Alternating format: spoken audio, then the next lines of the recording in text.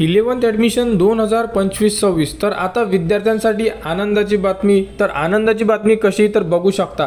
जे regular round होते 4 round हे आता कंप्लीट झालेले आहे। फक्त चौथ्या राऊंडचा रिझल्ट बाकी आहे आणि विद्यार्थ्यांचे ॲडमिशन बाकी आहे। त्यानंतर सुरू होणार आहे स्पेशल राऊंड। तर स्पेशल राऊंड कोण भरू शकते, स्पेशल राऊंड काय आहे आणि स्पेशल राऊंड कशासाठी आहे या संदर्भात भरपूर सारे विद्यार्थ्यांनी कमेंट्स केलेल्या आहेत। या संदर्भात आपण संपूर्ण अपडेट बघणार आहे आणि या राऊंडमध्ये एकच आहे की यामध्ये ज्या जागा असणार आहे टोटल कॉलेजमध्ये जेवढ्याही जागा असेल ह्या जागा आता फक्त गुणवत्तेनुसार भरण्यात येणार आहे। यामध्ये ना SC आहे, ना ST आहे, ना ओपन, ना EWS, इथे कोणतीही कास्ट लागू नाही आहे। इथे संपूर्ण तुमचा जो नंबर लागेल हा तुमच्या मार्क्सनुसार लागणार आहे, म्हणजे मेरिटनुसार लागणार आहे। या संदर्भात संपूर्ण अपडेट आपल्याजवळ आलेली आहे आणि यामध्ये संपूर्ण A to Z विद्यार्थी अप्लाय करू शकतात स्पेशल राऊंडमध्ये।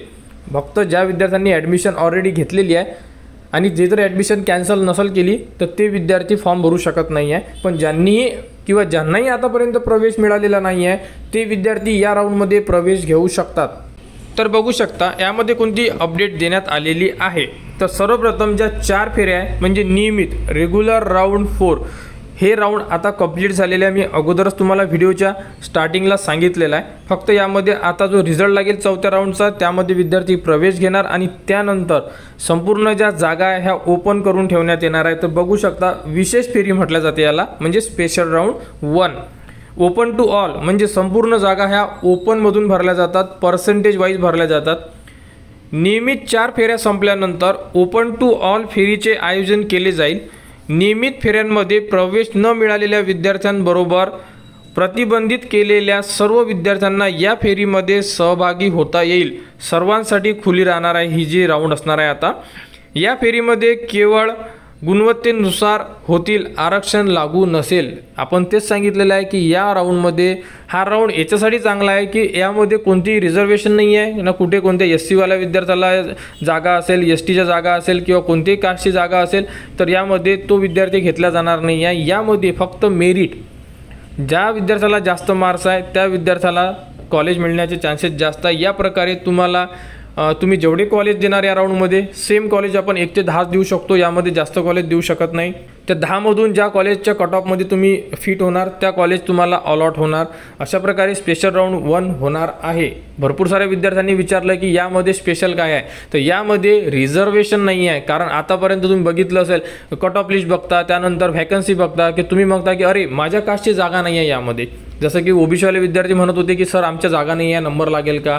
SC वाले विद्यार्थी सुद्धा सेम, ST वाले, NT वाले। तर यामध्ये आता घाबरण्याचं कारण नाही, कारण जागेमध्ये रिझर्वेशनच नाही आहे।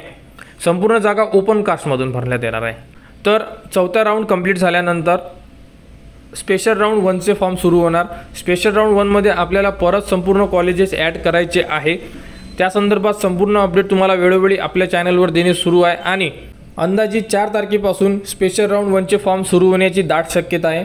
अपडेट आल्यानंतर, टाइम टेबल आल्यानंतर संपूर्ण माहिती तुम्हाला आपल्या चॅनलवर देण्यात येणार आणि ज्या विद्यार्थ्यांनी आतापर्यंत फॉर्मसुद्धा भरलेला नसेल ते सुद्धा या राऊंडमध्ये फॉर्म फिलअप करू शकतात। म्हणजे संपूर्ण विद्यार्थी या राऊंडमध्ये फॉर्म भरू शकतात। कोणाला कुठेही अडचण असेल, स्पेशल राऊंडमध्ये जर काही समजलेलं नसेल तर तुम्ही कमेंट्स करू शकता। कमेंट्सवर सुद्धा तुम्हाला संपूर्ण माहिती दिली जाणार आणि 11th ॲडमिशन 2025-26 बद्दल जी पुढील अपडेट येईल ती तुम्हाला आपल्या चॅनलवर देण्यात येणार।